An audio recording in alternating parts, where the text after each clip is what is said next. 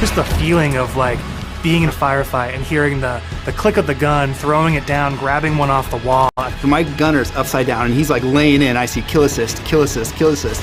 Any pistol across any of the games. Whatever gun allows me to feel the most like John Wick, I am there. I remember how excited I was with like this big combat with vehicles going all over the place.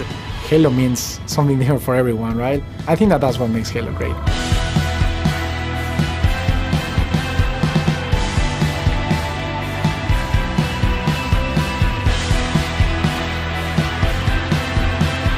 Well, what is Halo multiplayer? And for me, it boils down to this tight arena-style combat and big team battle, this wide open, vehicle-infused kind of combat. We're taking that awesome legacy or classic Halo combat experience and modernizing it in ways that'll feel fresh to old players and really exciting to new players. We're gonna give you great ways to customize your Spartan, really make your super soldier your own, and we're kicking off a journey, an experience that's gonna evolve month to month, season to season, year after year.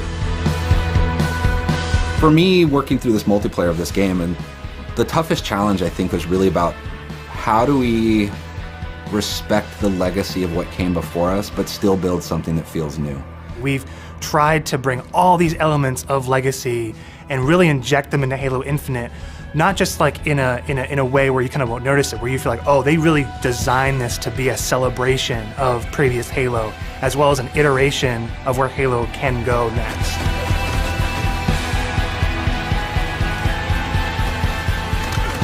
The vision of Arena was all about a tight experience. It was all about being fair. It was all about earning everything on the map, earning everything, every kill you get.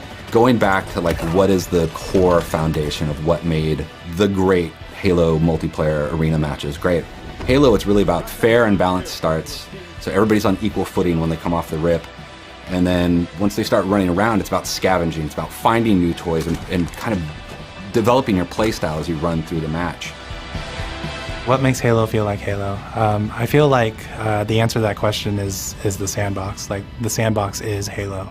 When we set out to look at Halo Infinite from a high level and the direction of what it is, there's lots of exciting things there because we really wanted to push what are the things that are true to Halo, but what are the things that fans haven't seen yet. Equipment is back, but equipment is kind of has a bigger voice than ever before. We ask questions to ourselves of if you could go after a power weapon to get a bunch of kills, would you do that, or could you go and get grapple to make sure that you swing yourself to the other side of a map to back cap a stronghold? We saw it as like another avenue of not just skill expression, but tactics for teams to coordinate around. The exciting combinatory nature of this toy plus this toy and how those interact with objectives is super amazing. Looking at how the power-ups play, like your classic power-ups like the overshield and the active camouflage. For this title, what we're looking at, what we're excited for, is you pick that up and you choose when you activate it. It goes into your inventory. If you haven't used it and someone kills you in multiplayer, you drop that overshield and then they could take it, use it for themselves. That to me is very legacy, but we took the equipment side of it and modernized it. When it comes to the vehicles, we went in and decided to invest a lot in the systems. When I take damage in my Warthog, my wheels can get blown off, my hood can get blown off. There's different aspects of the vehicle that change how my vehicle handles now.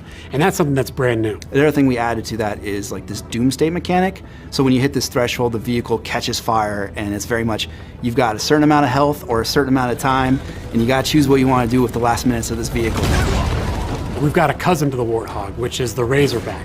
The back has this like multi-storage compartment that you can put a lot of stuff into. So if you want to put like detached turrets, power weapons, fusion coils, objectives, and that is what's really making the Razorback kick a lot of butt in MP and campaign. The levels define pace for the game, how frantic it is, and they define that iconic fantasy for players as they're entering that match. What do they want to do? What type of experience are they hoping to have? What kind of combat, what kind of dance floor is there available to have that combat in? For me, BTV is all about experiencing the full extent of the sandbox of Halo in just one match, right? Like you see the vehicles, the weapons, the equipment, We really wanted to take that kind of concept, those feels you had, playing the previous games, and just turn the volume up.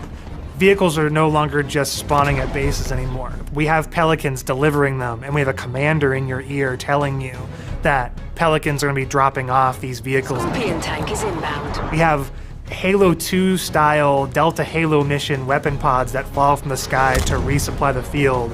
That's where it makes it feel like a real battlefield, and it's very exciting. This is not just more players, this is just this certain beautiful slice of sci-fi chaos.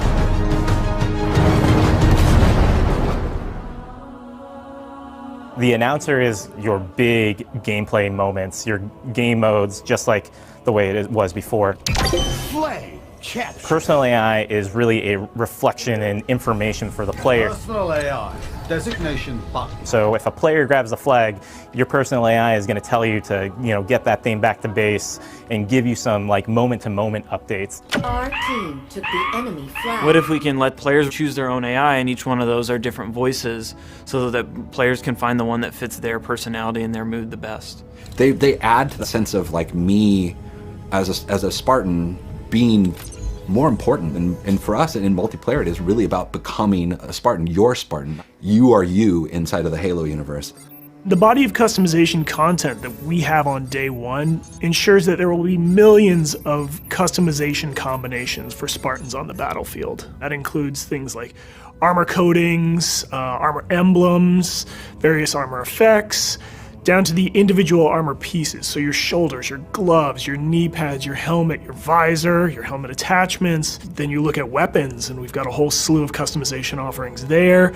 Vehicles have a huge pool of customizations too. We support customization in the game. Players can do the same thing on HaloWaypoint.com, as well as the Halo Waypoint app.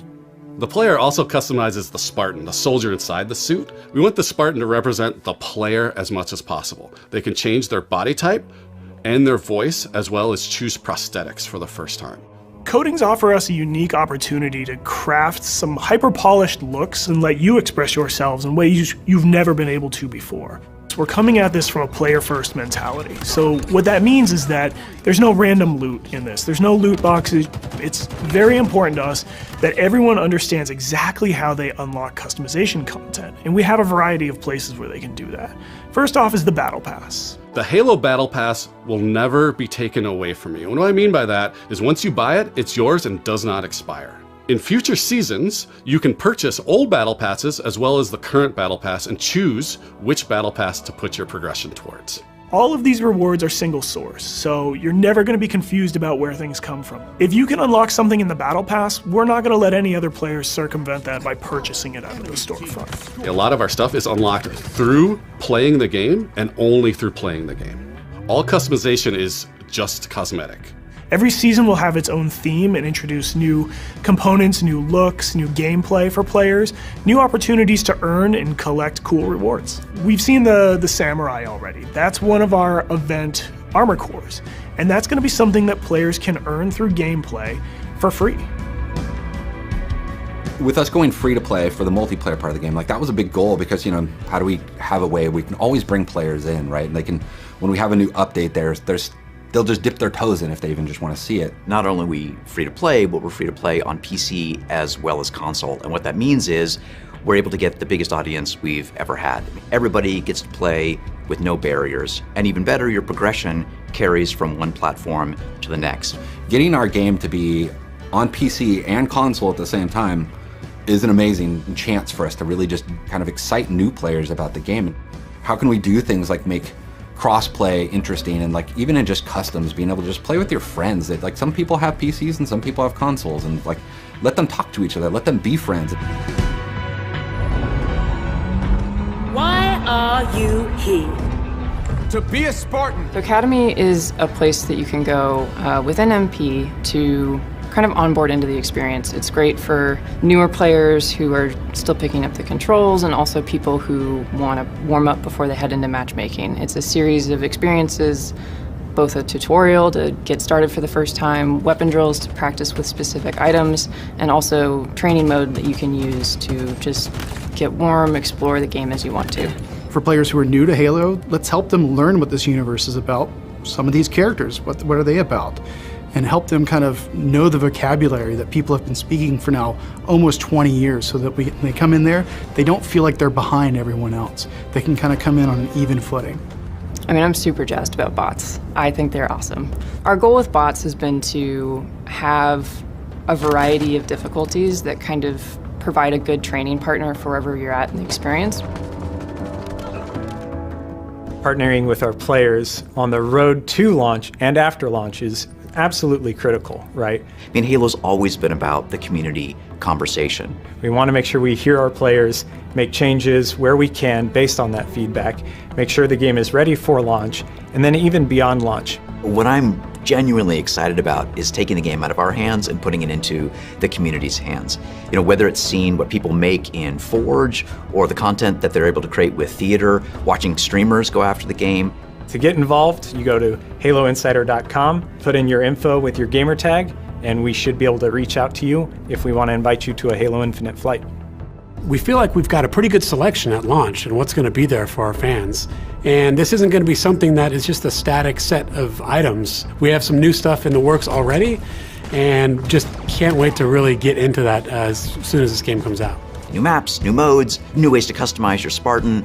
Launch is just the beginning. Now we're just going to be able to talk, interact more frequently, and that's just going to be great. That is the future of Halo Infinite multiplayer. Thank you to the community for all their feedback over the years so far, and I'm looking forward to the road to launch, launch itself, and beyond.